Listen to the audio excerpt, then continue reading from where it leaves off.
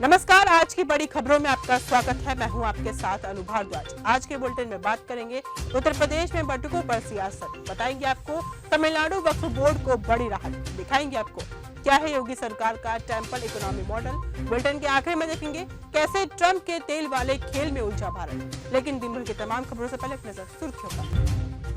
PM Modi ने दी रमजान की मुबारकबाद, समाज में एकजुटता का दिया संदेश। भोजपुरी स्टार खेसारी लाल यादव ने राजनीति से की तौबा, कहा झूठ बोलना पड़ता है। तुम दुर्गा बनो काली बनो, तुम कभी ना बुरके वाली बनो, धीरेन्द्र शास्त्री का बयान वायरल। उत्तर प्रदेश में बटुकों पर सियासत। उत्तर प्रदेश में शंकराचार्य और उनके बटुकों के साथ हुई बदसलूकी के विवाद में डिप्टी सीएम ब्रजेश पाठक सरकार से अलग लाइन पर जाते दिख रहे हैं। गुरुवार को डिप्टी सीएम ब्रजेश पाठक ने लखनऊ में अपने आवास पर 101 बटुकों का सम्मान किया। उन्होंने पत्नी के साथ बटुकों का फूल माला पहनाकर स्वागत किया और तिलक लगाया। राष्ट्रपति मैक्रोन ने की भारत की तारीफ। दिल्ली में आयोजित इंडिया एआई इम्पैक्ट समिट 2026 में फ्रांस के राष्ट्रपति मैक्रोन ने भारत की डिजिटल प्रगति की तारीफ की है। उन्होंने भारत को एआई इंजीनियर्स का वैश्विक केंद्र बताया और एआई के भविष्य पर चर्चा की। साथ ही उन्होंने बच्चों के लिए सोशल मीडिया बैन करने की अपील भी की। योगी सरकार का temple economy model. Uttar Pradesh में पिछले कुछ सालों में धार्मिक पर्यटन केवल आस्था का विषय नहीं रहा, बल्कि ये प्रदेश की अर्थव्यवस्था को नई गति देने वाला सशक्त मॉडल बनकर उभरा है। मुख्यमंत्री योगी के नेतृत्व में टेम्पल इकोनॉमी मॉडल ने यह साबित कर दिया है कि यदि प्राचीन धार्मिक स्थलों के आधारभूत ढांचे को सुदृढ़ किया जाए तो आस्था, पर्यटन और स्थानीय अर्थव्यवस्था तीनों को एक साथ मजबूती से आगे बढ़ाया जा सकता है। तमिलनाडु वक्फ बोर्ड को बड़ी राहत। मद्रास हाईकोर्ट ने तमिलनाडु वक्फ बोर्ड को किसी भी प्रकार की शक्तियां और कार्य करने से रोक दिया है। कोर्ट ने यह भी पाया है कि बोर्ड के 2 सदस्यों के गैर मुस्लिम होने की अनिवार्यता पूरी नहीं हुई थी। हाईकोर्ट के आदेश पर सुप्रीम कोर्ट ने रोक लगा दी है।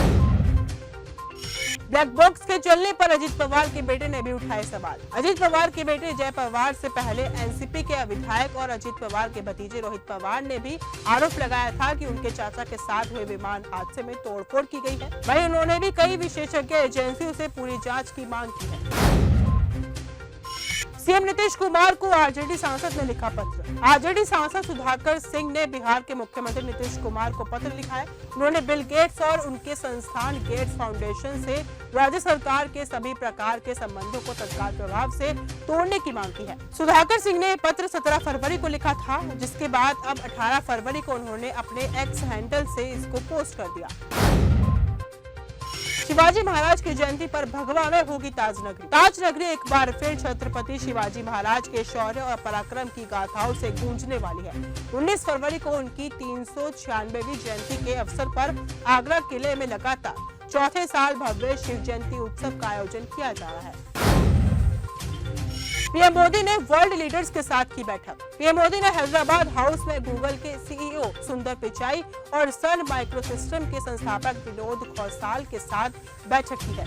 वहीं पीएम मोदी ने आज भारत मंडपम में आयोजित हुए इंडिया एआई इम्पैक्ट समिट 2026 के उद्घाटन समारोह में भी भाग लिया। हल्द्वानी में ट्रैफिक जाम से मिलेगी राहत। हल्द्वानी में लगातार बढ़ते ट्रैफिक दबाव से राहत दिलाने के लिए 72 करोड़ रुपए की लागत से एआई आधारित ITMS स्थापित किया जाएगा। परियोजना की तकनीकी बिड को शासन से मंजूरी मिल चुकी है, लेकिन फाइनेंशियल अप्रूवल पेंडिंग होने से काम शुरू नहीं हो पाया है। नोएडा ग्रेटर नोएडा के दर्जनों स्कूलों में बम की धमकी। उत्तर प्रदेश के गौतम बुद्ध नगर जिले के कई स्कूलों को गुरुवार यानी कि 19 फरवरी को बम से उड़ाने की धमकी मिली। वहीं 12 से ज्यादा स्कूलों में ईमेल के जरिए बम होने की चेतावनी भेजी गई थी। ये धमकी इस समय सामने आई जब स्कूलों में सीबीएसई के बोर्ड एग्जाम चल रहे हैं। एक साथ इतने सारे स्कूलों में धमकी मिलने से हड़कंप मच गया।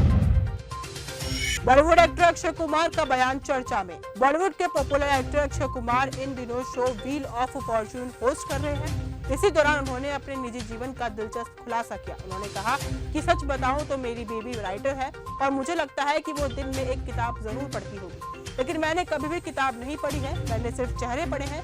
सच कहता हूँ, चेहरे से बढ़िया किताब नहीं हो सकती।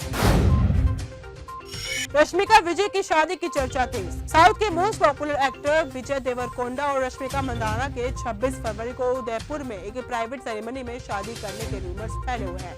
खबरें हैं कि कपल की इंटीमेट वेडिंग में परिवार के सदस्य और करीबी दोस्त ही शामिल होंगे। विजय देवरकोंडा के हैदराबाद वाले घर को लाइट से सजा दिया गया है, जिसके बाद ये खबरें और पक्की मानी जा रही है कि कपल शादी करने जा रहा है। ऑपरेशन सिंदूर के बाद फिर उकसा रहा पाकिस्तान के रक्षा मंत्री ख्वाजा आसिफ ने फ्रांसीसी चैनल को दिए गए इंटरव्यू में भारत और अफगानिस्तान पर प्रॉक्सी वॉर चलाने का आरोप लगाया है। उन्होंने युद्ध की आशंका से भी इनकार नहीं किया। अमेरिका के गाजा प्लान के समर्थन में उतरा पाकिस्तान। संयुक्त राष्ट्र में इशाक डार ने अमेरिका के गाजा पीस प्लान को पाकिस्तान का समर्थन देने का ऐलान किया। ये बयान अमेरिका में होने वाली गाजा पीस बोर्ड बैठक से पहले आया है। इसमें पाकिस्तान के प्रधानमंत्री शहबाज शरीफ शामिल होंगे। ट्रंप के तेल वाले खेल में उलझा भारत। अमेरिका, रूस, ईरान और चीन के बीच तेल की खरीदारी का खेल अब भारत के लिए एक बड़ा सबक बनता जा रहा है। एक्सपर्ट्स का कहना है कि भारत महंगा अमेरिकी तेल खरीद रहा है, जबकि चीन रूस और ईरान से डिस्काउंट तेल लेकर अपनी ऊर्जा सुरक्षा मजबूत कर रहा है। इस रणनीति से चीन की अर्थव्यवस्था को फायदा हो रहा है और भारत खुद को महंगे विकल्पों में उलझा रहा है। तो फिलहाल आज के इस बुलेटिन में सिर्फ इतना ही। देश और दुनिया की तमाम खबरों के साथ ऐसे ही जुड़े रहने के लिए देखते रहिए न्यूज़ गंगा। नमस्कार।